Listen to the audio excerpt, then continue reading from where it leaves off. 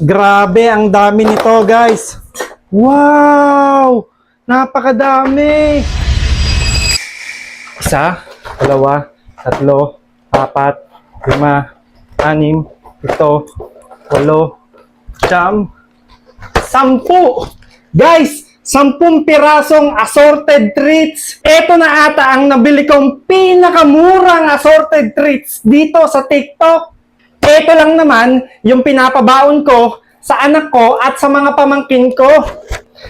Kahit na isang buwan ko pa ito ipabaon sa kanila, hindi ito mauubos. At sa 10 piraso na ito nga pala yung matatanggap mo. Ito yung chocolate stick, wafer filling chocolate, chips assorted biscuit. Ito yung masarap, guys. Chocolate bar biscuit, cheese roll, cookies, banana milk biscuit, caramel biscuit, at ito naman yung chocolate oats. Kung hanggang ngayon ay namumblema ka pa rin kung anong ipapabaon mo sa anak mo, wag ka nang maproblema. Sabi sa'yo, sulit to lahat.